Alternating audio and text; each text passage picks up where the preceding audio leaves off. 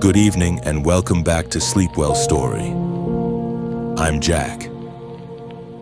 Tonight, take a moment to let go of the day that has just passed. This is where you can release your tiredness, calm your mind, and let your body sink into a silence that asks nothing of you.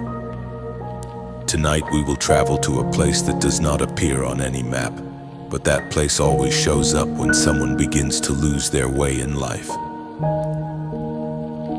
The title of this story is The Sleep Station in the Eastern Sky. Before we begin, let's take a moment to center ourselves. Find the most comfortable sleeping position for you. Gently close your eyes. Inhale deeply and exhale slowly. Let your thoughts drift like a leaf on the surface of still water. Feel your body becoming lighter and allow the night to wrap you in warmth and peace. Now, let us begin the story. Among the clumps of cloud on the long hanging edge of dusk in the eastern sky stands an old station not connected to any railway on this earth. The station cannot be searched for. It appears only to those whose hearts are too tired to walk, yet too aware to surrender. Its keeper is an old man dressed all in white. He has no name, or perhaps he has forgotten how to call himself. He simply waits, not waiting for a train to arrive, because trains at this station never come except for those who are chosen. In front of him is one chair and a small timetable that never changes. On that board is written, "Destination, the dream you most need. Departure time, when the heart grows too quiet. Carriage unlisted." He has guided many people. A mother who lost her child, a young man who no longer knew why life should go on, an old musician who could no longer hear the notes in his head.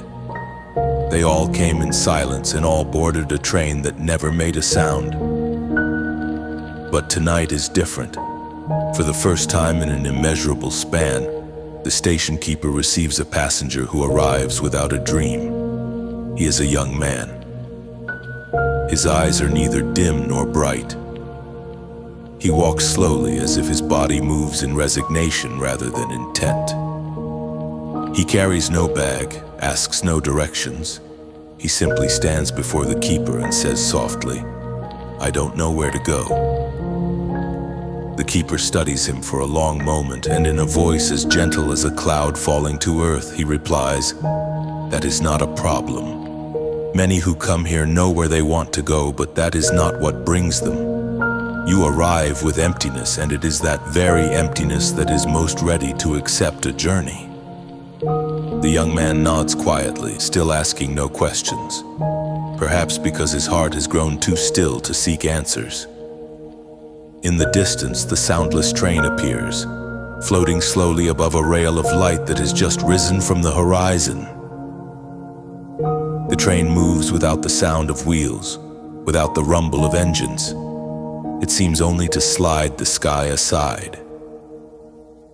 He watches it. Without any signal from anyone, he steps aboard. The door opens by itself gently, as if inviting someone to leave a burden, not to carry baggage. Inside, there are no ordinary seats, no other passengers, only a single long corridor with small lights that glow slowly as he walks. At the end of the corridor is an old wooden door, above which is written a strange word, "The Forgetting Carriage." He reads it, and for a moment his chest tightens. "Forget? What should I forget?" he murmurs with a small, nervous laugh. For some reason, the train answers, not with sound, but with the kind of silence that echoes from deep within the chest.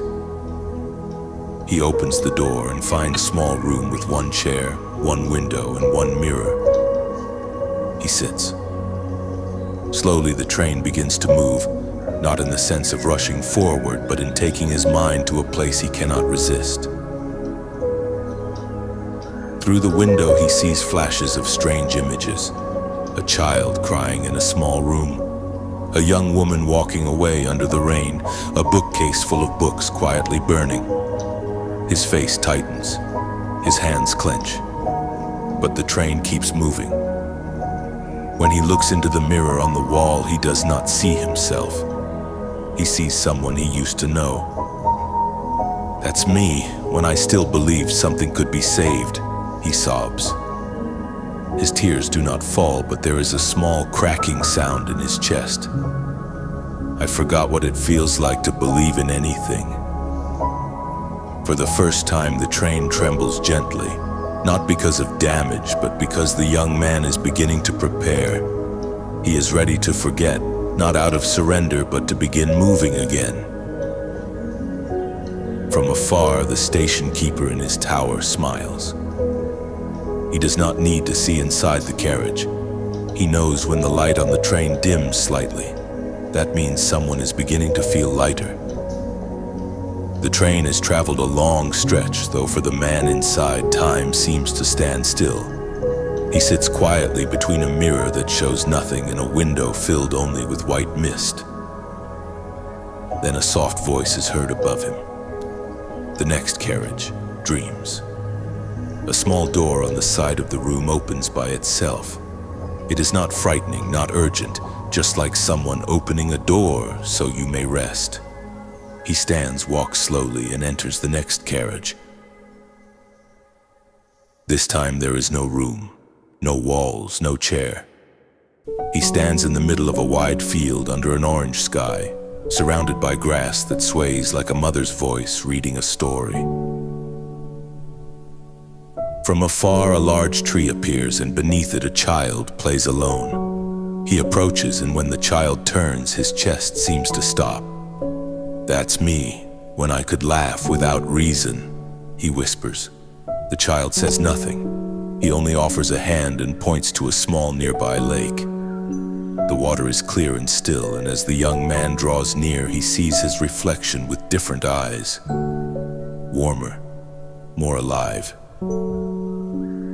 Then a voice of no certain origin speaks. "This is not the dream you wanted, but the dream you need to remember that you were once whole before you tried to be strong." His body begins to tremble, not from cold, but because something inside him is quietly unraveling. The tree fades, the sky darkens, and the sound of the carriage returns. Time to move on. He nods, and when he re-enters the train, a tear slips from his eye. For the first time, he feels seen. For the first time, he feels someone cares. The train moves on, and though the dream was brief, it leaves a trace in his heart. The train glides on, calm as a breath finding its rhythm once more. Inside the carriage, the young man leans back silent, holding the warmth left by the dream. But the night does not end there. A soft set of footsteps is heard, like snow falling slowly onto old wooden floors.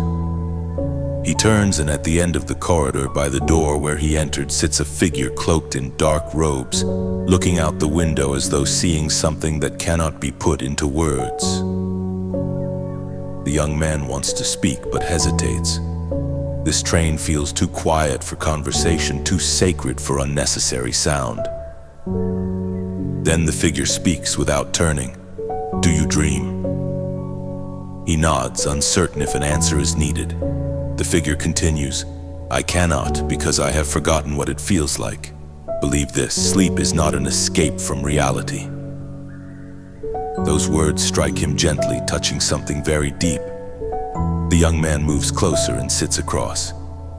"I have forgotten too," he says, "but the dream didn't give me anything, only a reminder that once I felt whole." The figure smiles faintly. For a moment they sit in silence, then the figure says, "This train is not for those who already know where to go, but for those who have run out of places to run." Outside, the clouds seem to change direction, as if the sky itself is listening to their conversation. As the train goes further, the young man feels less alone. Not only because another passenger is present, but because for the first time he can sit beside someone without needing to explain who he is. In that silence, the train slowly fades from the world's sight, but grows clearer for the souls who have never truly slept. Morning never arrives inside this train. Time is gently exhaled and frozen so each passenger may finish what could not be finished in the waking world. The young man remains near the cloaked figure. They do not speak, but the silence between them feels like an embrace. Not distance, but an understanding requiring no words. Then the train slows. A carriage opens and a voice sounds through the walls. Next passengers, please proceed to the archive carriage. The archive carriage. He stands. He does not know why his legs move, yet the steps feel light, as if trodden before, sometime forgotten. This carriage is different, not empty like the previous one, but full of old wooden drawers, shelves of worn books, and the scent of paper that holds time. In the center is a small table with a large, glossy blue book. He opens it slowly. The pages are blank until he reaches one in the middle. There, written, is his name. In neat, aged handwriting, he frowns. How can this be?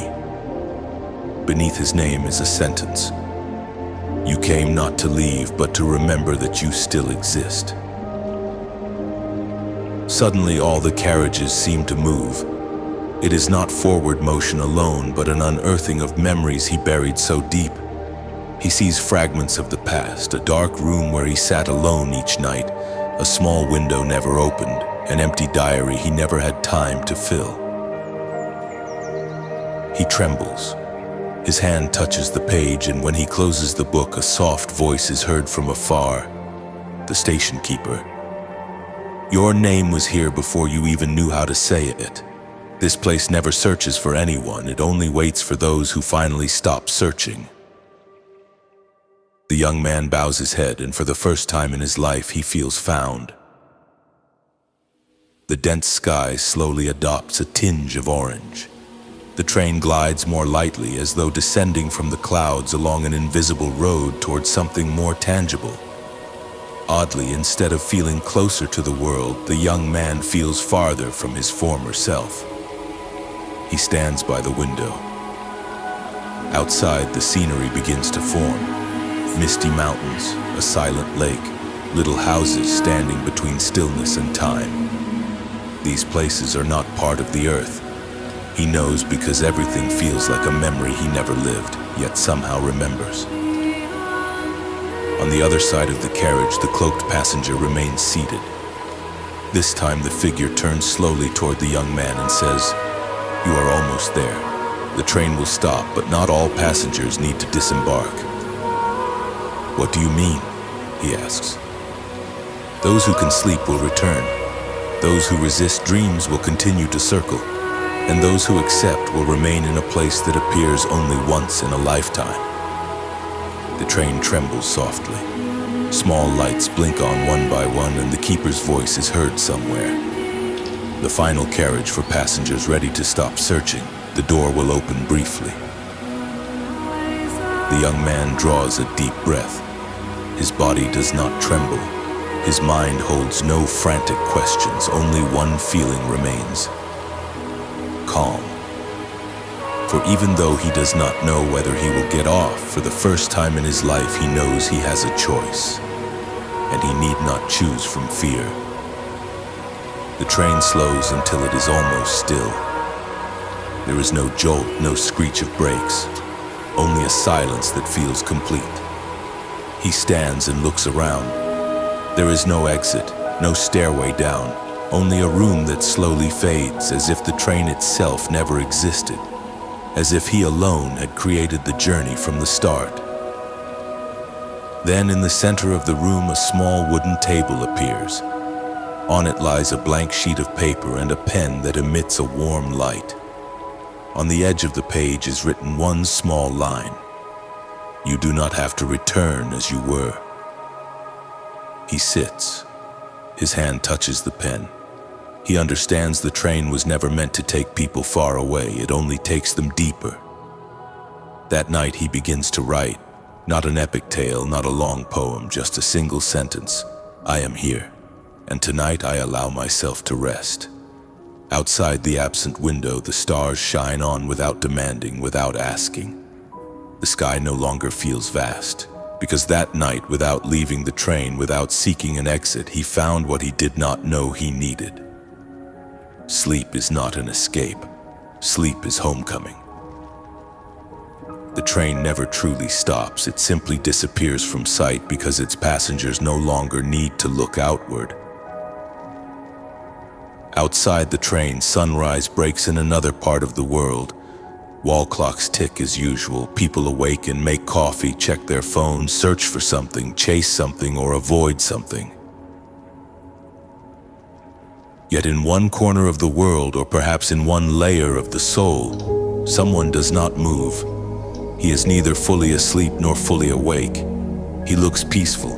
No one knows his name. No one knows where he went. For the train, the station, and the whole journey have left no trace in the waking world.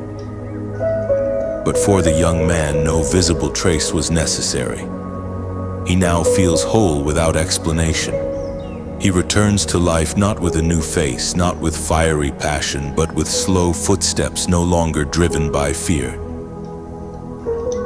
He does not try to be strong. He does not try to answer everything. He only tries to remain present. And that turns out to be enough. People who meet him notice something odd, a calm they cannot name in his eyes. He listens with sincerity. He sits in silence with wisdom. And when night comes, he is able to close his eyes without burden, because he knows if one night he cannot sleep again, he need not hunt for ways to force slumber. He need only wait for that train to come again, and somehow the sky will always know when to send that nameless carriage to fetch a weary soul who has forgotten how to stop searching. Tonight, if you are still awake, still trying to steady your breathing, or simply wanting to be heard by something that requires no reply, let this story be your train. You do not have to go anywhere. You do not have to force yourself to be strong. You do not have to heal tonight. You only need to be still. Let the little train from the eastern sky come on its own, and when it arrives with its silent carriages that are never late, you may board with nothing but yourself. And perhaps that will be enough. Good night. May your sleep tonight be a place where the world does not rush and nothing must be explained. Because at the softest edge of the sky, that train waits, and it will always come when your heart grows most still.